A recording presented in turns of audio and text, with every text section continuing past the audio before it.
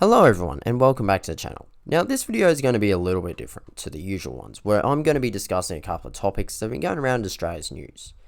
As you can probably guess from the title, I'll be discussing Australia selling the Rheinmetall Boxer combat reconnaissance vehicle and the cuts that Richard Marles has just announced to free up more money for defence.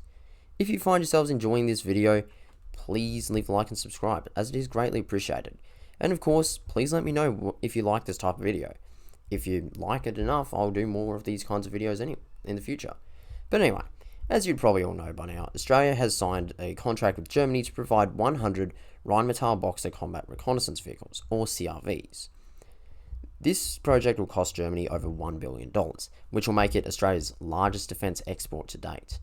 The vehicles delivered will be the heavy weapons carrier variant, which carries a 30mm autocannon, as well as a roof-mounted machine gun. They can be up to a 12.7 or 50 cal or a 7.62 depending on what you really want, and it can also carry a Spike anti-tank guided missile system on board. This order will be placed on top of the 265 they've been ordered for the Australian Army, and it will be produced in the Rheinmetall facility in Brisbane, which has delivered about 80 or so far.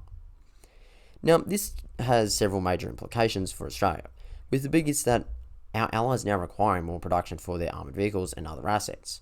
What this means is that we'll likely see more deals like this in the future, where Australian-produced vehicles, and perhaps even Australian-designed vehicles, will be more common in other nations' militaries.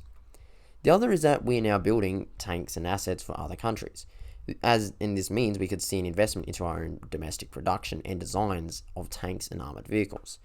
This would reduce the reliance that we have on other countries to provide us with these assets, and potentially have our own designs and concepts created here in Australia without the need for another nation to build them for us, which is something I'd love to see across the board, particularly in producing aircraft and MBTs. Next of all, we have Richard Marles' announcement that they'll be cutting further spending to free up extra money for purchasing drones and missiles, in addition to an extra $50 billion over the next 10 years or so to help with the development and procurement of various weapon systems and assets. This has been rather controversial, as the cuts do have a focus on our armoured fighting vehicles, which was announced about a year ago. Another large cut was the cancellation of a project that was supposed to deliver 2 large support ships. This will impact our ability to supply and operate at longer ranges, so it will be important to see if they intend to come up with a replacement program or if it has been entirely scrapped.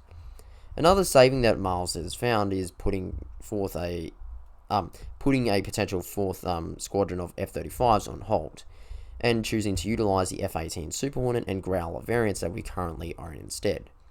Now, these decisions will, in good time, show if they were the right choice. However, I do see several problems.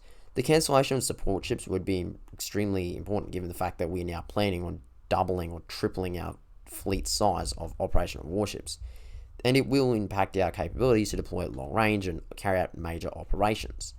Then, of course, the reduced fleets of F-35s will just not allow us to deploy a full 100 F-35s at any moment, meaning that we'll have less operational F-35s in our inventory than what we would have if we, had them. This means that Australia will be reliant upon 4th generation or 4.5 gen fighter jets to carry out a role that maybe a 5th generation fighter jet would be best to carry out. However, that's all I really have for today, and I thank you all very much for watching. If you enjoyed, please leave a like and subscribe as it greatly helps the channel, and I'll catch you all in the next one. Thank you very much. Goodbye.